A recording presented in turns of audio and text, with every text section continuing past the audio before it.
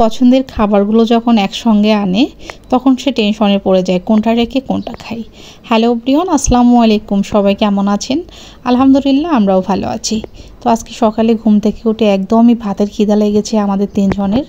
তো এই যে চুলার রান্নাঘরে এসে দেখি কোনো রকম গ্যাস নেই। তো চুলায় গ্যাস নেই তাতে কী হয়েছে, ভাবলাম যে বুদ্ধি খাটিয়ে রান্না করে খেতেই হবে।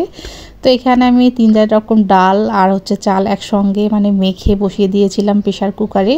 2-3টা সিটি ওঠার পরে দেখি যে প্রেশার কুকারে সুন্দরভাবে খিচুড়ি হয়ে গেছে। একটা ডিম ভেজে খেয়ে নিলাম খিচুড়ি।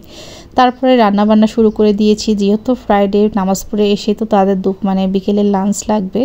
তো দুপুরের লাঞ্চের জন্য এখানে আমি ডাল সিদ্ধ করে রাইস কুকারে ডাল বসে দিয়েছি, আর পাশে দিয়েছি মুরগির মাংস। মুরগির মাংস দেখবেন ধীরে ধীরে কষিয়ে রান্না করলেও কিন্তু খেতে একদমই খারাপ লাগে না। এই জন্য ভাবলাম ধীরে ধীরে মাংসটা রান্না হোক আর এদিকে ডালটা হোক।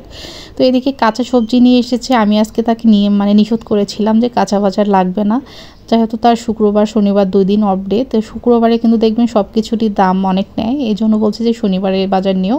তো সে বাইরে যেহেতু গিয়েছে তাই জন্য সব কিছু কিনে নিয়ে আসছে আর কি। তো কাঁচা বাজারগুলো উঠিয়ে রেখে আমি ফুলকপি কেটে নিলাম। ফুলকপি দিয়ে বেগুন দিয়ে মাছ তো আমার কাছে একদমই অমৃত লাগে।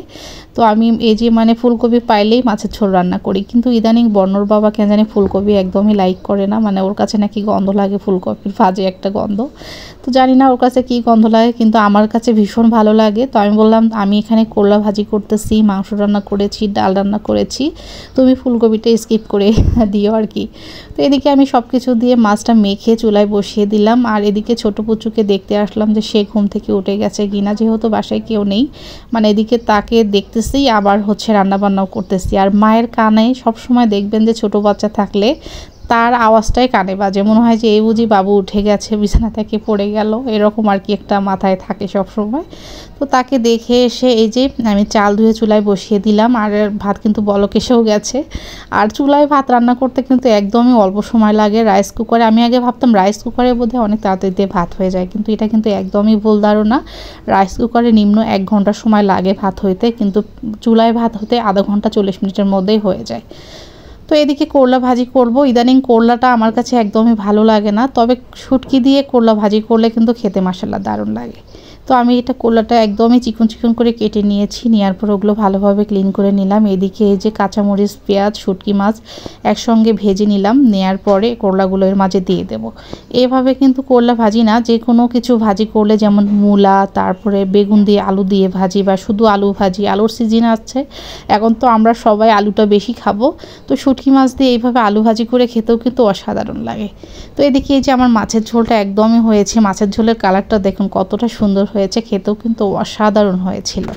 তো এই যে এবার চলে আসলাম এই যে রুমে। ছোটো পুচু একদমই ঘুম থেকে উঠে আমাকে ডাকতেছে, এই করে চিল্লায়, সে ডাকার এটা শুনলে আপনারাও হারবেন।